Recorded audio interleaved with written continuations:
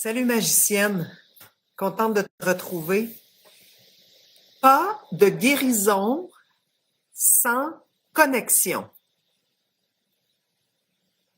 Pas de guérison sans connexion. Puis je le sais, là, je le sais que t'es capable, toi, de t'occuper de tes affaires, puis t'es habitué de t'organiser toute seule, puis toi, tu le sais ce que t'as à faire. Puis je le sais, là, je le sais, tu me l'as dit, comme je le sais, tu sais, c'est vrai, quand on a vécu des choses difficiles, on a tendance à se dire, ah, je suis capable de m'organiser tout seul. Tu sais, je peux pas compter ces autres de toute façon. Fait que vu que je peux pas compter ces autres, je peux juste compter sur moi-même. Fait que quand on a été blessé dans des relations, je comprends. Comme ça fait du sens d'avoir développé cette façon de penser-là.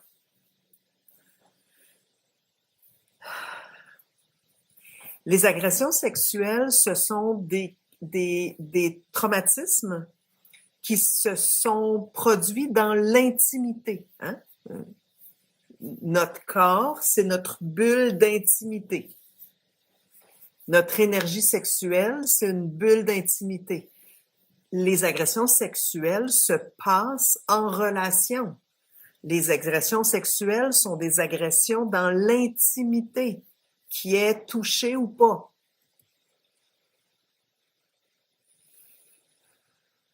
Et on ne peut pas guérir si on ne réhabilite pas la capacité d'intimité en relation. Pas possible. Imagine,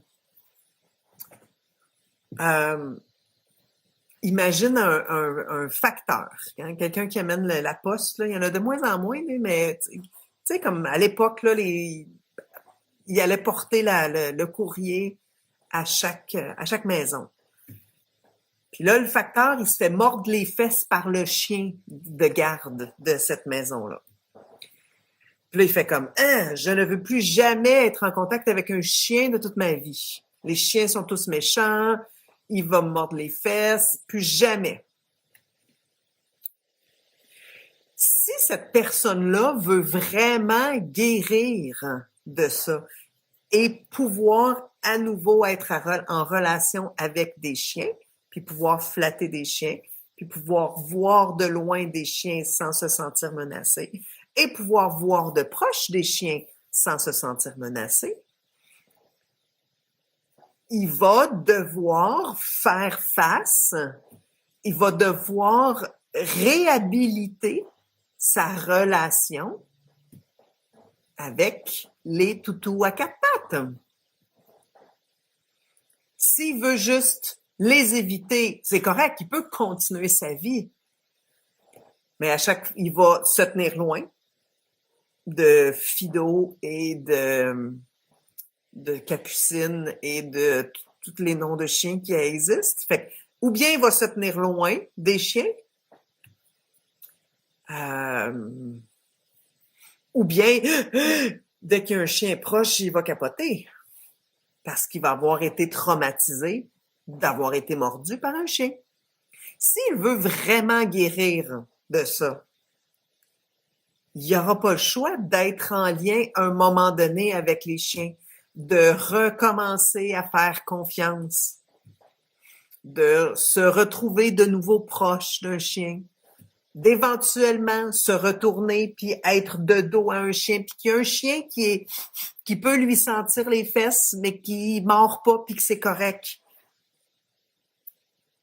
Il va avoir besoin de guérir sa relation, d'aller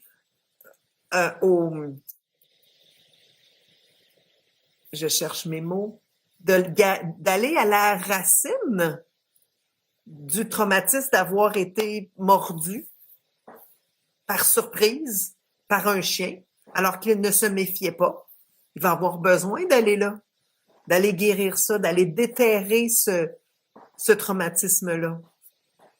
Et de se réhabituer à être en relation avec un chien sans avoir peur.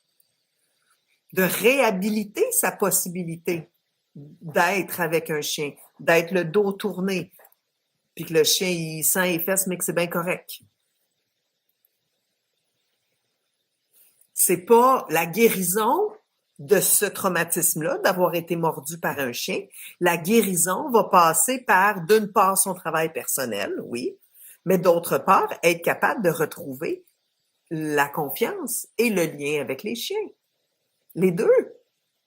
C'est pas en ne jamais, en ne plus jamais, voyons, à ne plus jamais voir un chien, faire face à un chien, à garder, à rester très, très loin des chiens. C'est pas le même qui va guérir de sa peur d'être mordu par un chien. Pas en tout. Au contraire. Ça va empêcher sa guérison de rester loin des chiens. Peut-être que c'est une étape qu'il va avoir besoin de faire, puis c'est correct. Mais éventuellement, s'il veut guérir de ça puis retrouver sa capacité d'être en relation avec des chiens, il va falloir qu'il dise bonjour à un chien puis qu'il le flatte à un moment donné. Fait qu'il va falloir qu'il soit en contact et qu'il réhabilite cette capacité, cette habileté. Fait que c'est pas en étant tout seul qu'il va guérir son traumatisme avec les chiens. C'est en étant en contact avec des chiens, en nettoyant sa blessure et en étant en contact avec des chiens bienveillants, gentils, qui vont pas le mordre. Agression sexuelle, même chose. Traumatisme d'agression sexuelle, même chose. Ce n'est pas en restant toute seule. Puis en disant, moi, c'est fini, ça. C'est fini faire confiance aux gens. Je suis bien toute seule. Parce que c'est bien tout seul. Moi, je veux plus parler de ça. Quand je parle de ça, ça marche pas. Non. Ah, et c'est temps là, que je m'organise par moi-même. Oui, mais non. Oui, tu as besoin de compter sur toi. Oui, tu as besoin de marcher vers l'avant. Ça fait-tu du sens ce que je dis ou je parle de ça n'a pas de sens, là? Oui, tu as besoin d'être décidé en toi-même. Non, ça peut pas venir des autres.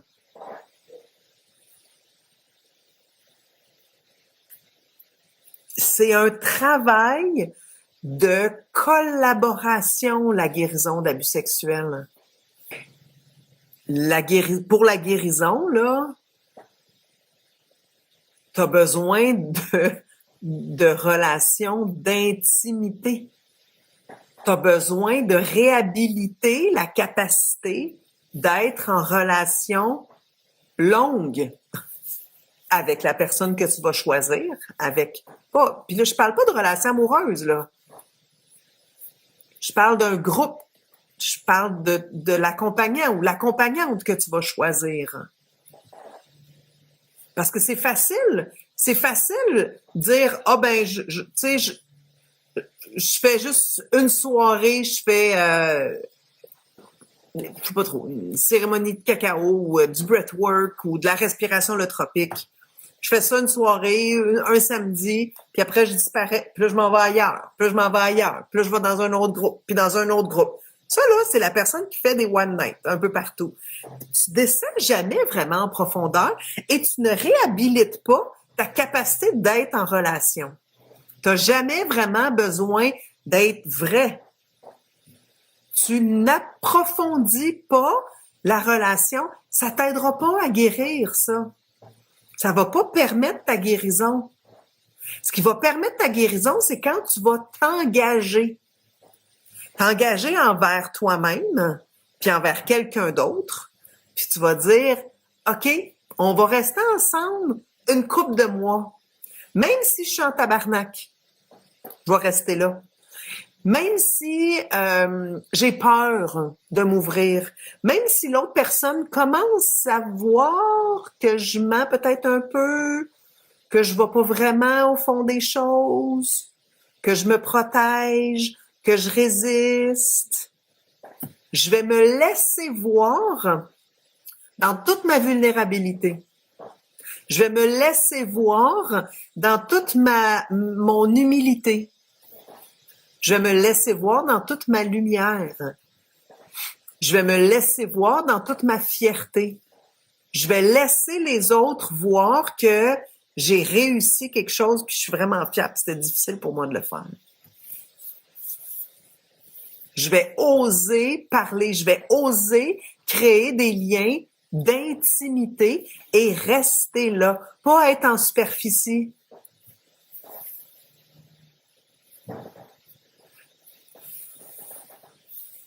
Je sais qu'il y a des femmes dans le groupe ici qui ont des conjoints, qui veulent même pas parler des abus sexuels avec leur conjoint. Ils veulent même pas aller là. Qui veulent pas aller en profondeur dans ce qu'elles vivent. Je comprends. Mais en même temps, tu as besoin de réhabiliter pour guérir, si c'est ça que tu veux. Si c'est ça que tu veux, ne plus avoir aucun blocage des abus sexuels que tu as vécus. Si c'est ça que tu veux, pour de vrai.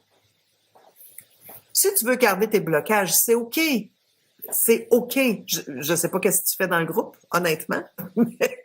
Mais c'est correct. Tu dois trouver que je suis vraiment pas fine si toi, tu veux rester avec tes blocages.